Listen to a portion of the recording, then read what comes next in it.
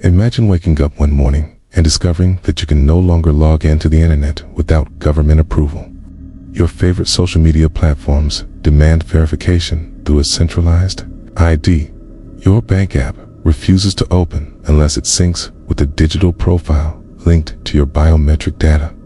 Grocery stores scan your wrist chip at the entrance, not for payment, but for permission to shop.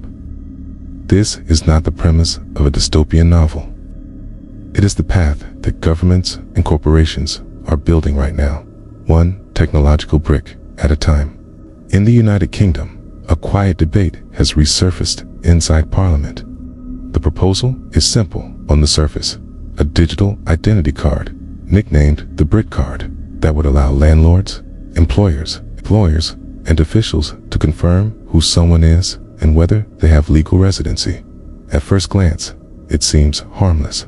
After all, most people already carry passports, driver's licenses, or other forms of identification. Why not modernize and streamline the process? But history warns us that identification systems rarely stop at their original mission.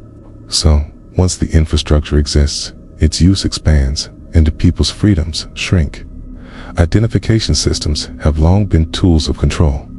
In ancient civilizations, rulers kept censuses to track populations for taxation and military drafts. In more modern history, authoritarian regimes perfected the use of national ID cards to restrict movement and monitor dissidents. The Nazis required Jews to carry papers that identified them as outsiders.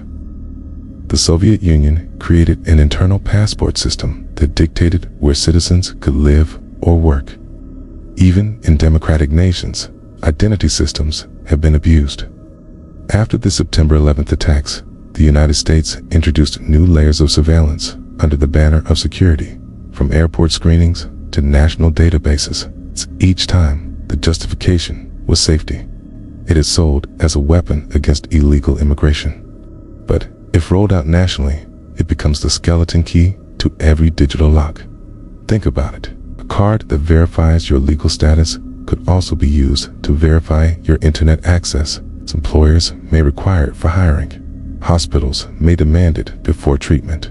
Government may insist on it before renewing benefits or issuing travel visas.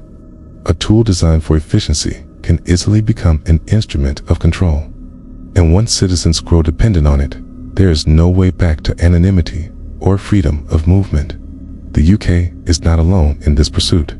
Across Europe, governments are rolling out electronic IDs that citizens must use to interact with official services. In India, the Aadhaar program has enrolled over 1 billion people in a biometric database that records fingerprints and iris scans, linking them to bank accounts and social programs. In Canada, digital ID systems are being integrated with healthcare and financial services.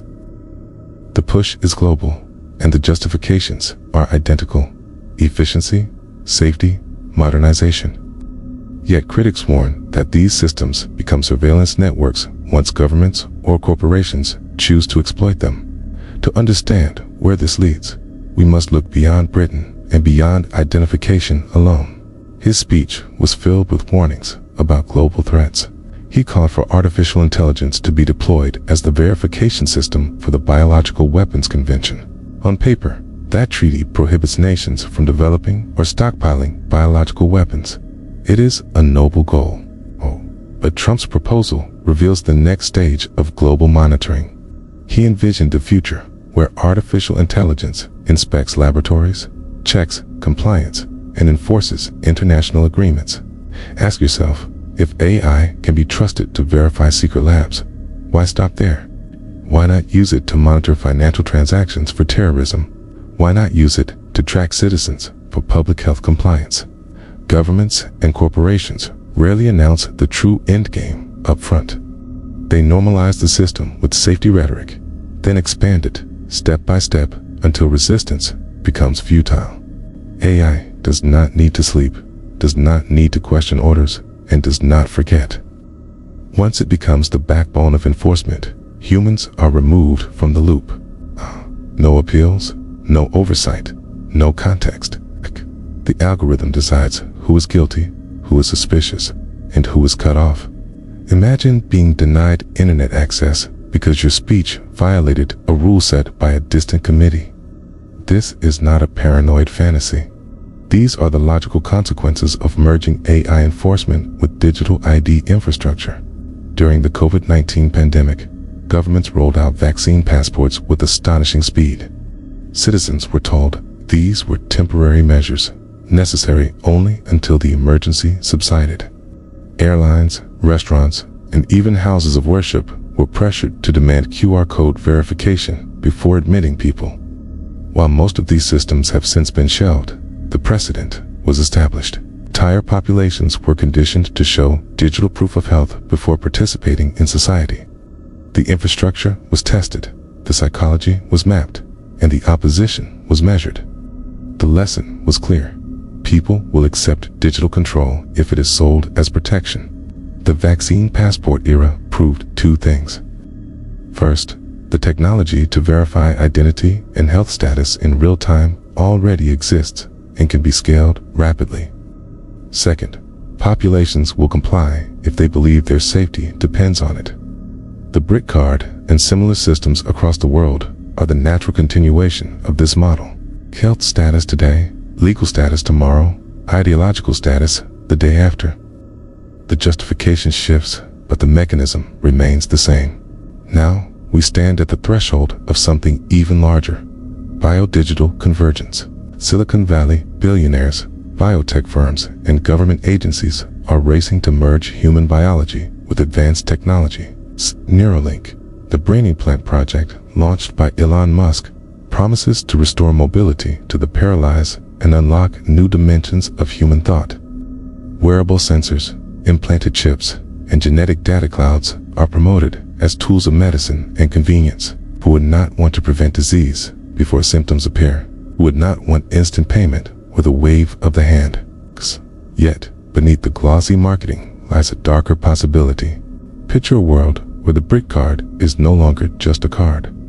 It becomes a chip implanted beneath the skin, sent to your medical records, your employment file, and your browsing history. The AI system, once designed to police biological weapons, now verifies your digital purchases. The neural implant, meant to treat disease, also records your thoughts and emotions for analysis. At each step, the narrative remains the same. This is for your safety, your health, your convenience. By the time the public realizes the chains, the cage is already locked. The convergence of these threads is not accidental. Digital IDs, AI verification, vaccine passports, and brain-computer interfaces are pieces of a puzzle that form a larger picture. A picture of centralized control over identity, behavior, and even consciousness itself. Those who design these systems assure us they are neutral tools. But ask yourself, in the history of humanity, when has a powerful tool of surveillance ever remained neutral? Power always seeks to expand. Control always seeks to deepen. So what is presented as voluntary today often becomes mandatory tomorrow. Some see this through the lens of biblical prophecy. For centuries, this was dismissed as a metaphor. But when you consider a future where digital IDs determine whether you can transact, travel, or even communicate, the prophecy takes on chilling new life.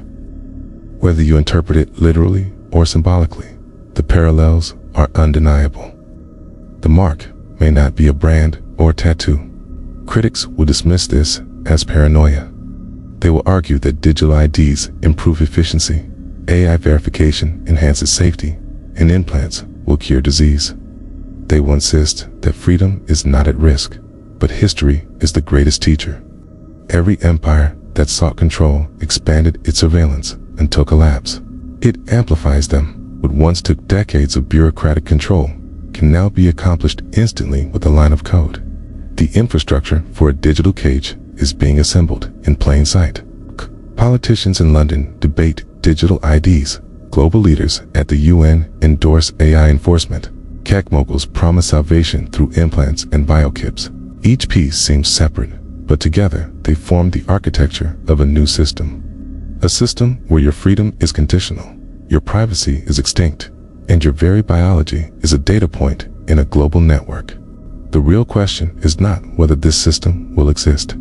The question is whether humanity will resist or comply. Will we accept a world where freedom requires a digital passport? Will we surrender to the convenience of implanted chips? Or will we remember that once control is ceded, it is never returned? The future is being written now, and if history, prophecy, and technology converge, as they seem to, then the beast system is not a distant nightmare. It is already here, waiting for its full unveiling.